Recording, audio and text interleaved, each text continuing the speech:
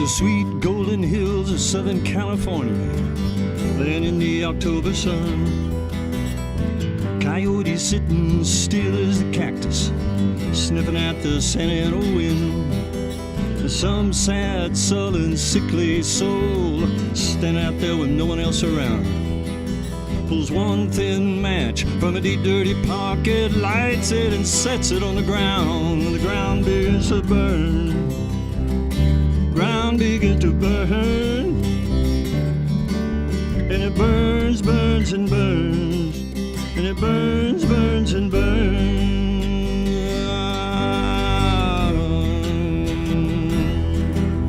Now over in Ricci Canyon, the first spark begins to grow. October 23rd, a day to remember when the dry wind decided to blow. Horses screaming, a Guernica scream, wild burros running scared. A trail of smoke for 300 miles, 200,000 acres soon would be bare, and the grass began to burn. Grass began to burn. And it burns, burns, and burns. And it burns, burns, and burns.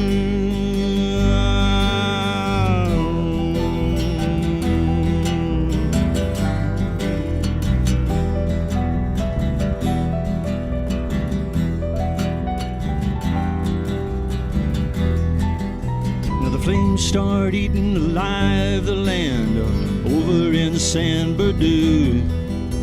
A flock of swallows chirping mad and loud before the first night was through.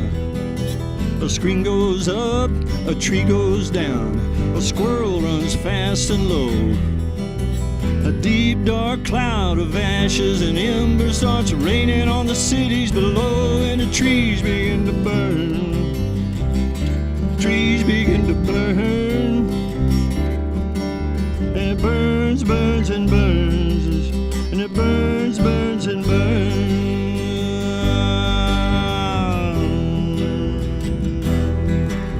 Now word comes up from San Diego, what hell is going on? Another blaze moving through the hills like a wolf sneaking up on a fawn. And the firefighters' yellow jackets form a wall against the blaze. And they fight it with their shovels and their hands and their hearts for days and days and days. And the house began to burn. House began to burn. And it burns, burns, and burns. And it burns, burns, and burns.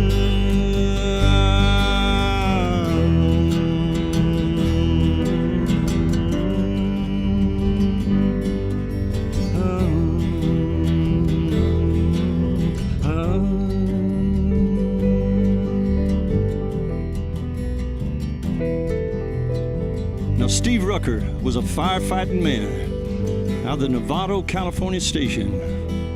He was a husband and a father and a lover of life. He lived with compassion and determination.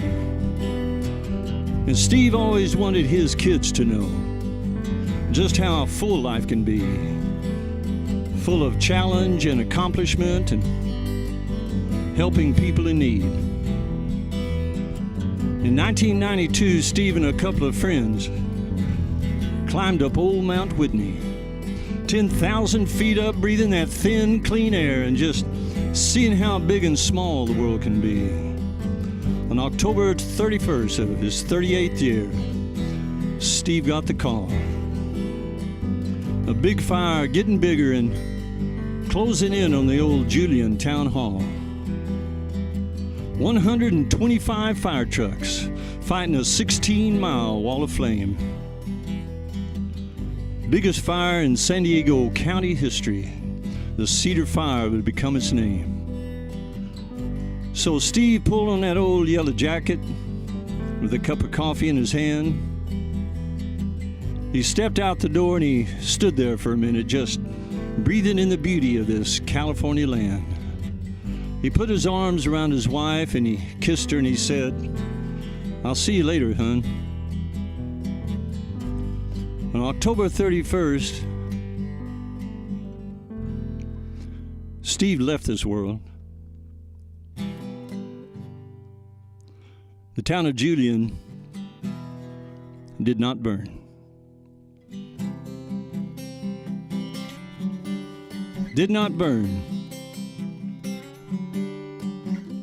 Did not burn, Steve. Did not burn.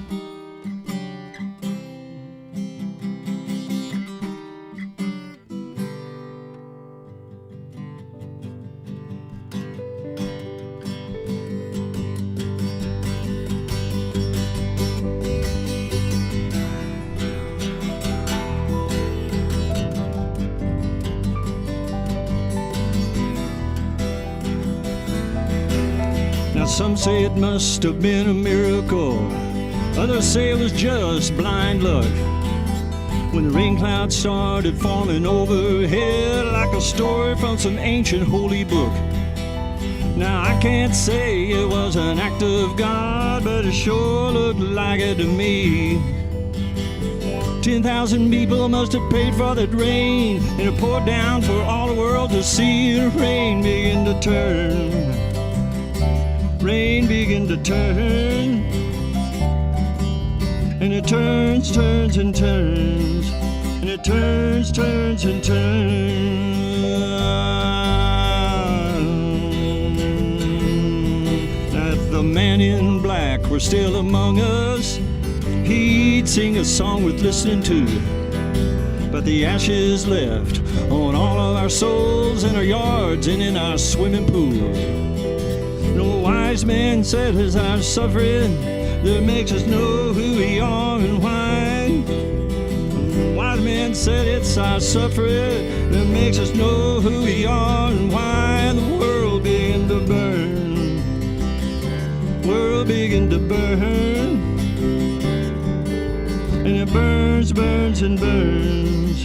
And it yearns, yearns, and yearns. And it learns, learns, and learns. And it turns, turns, and turns.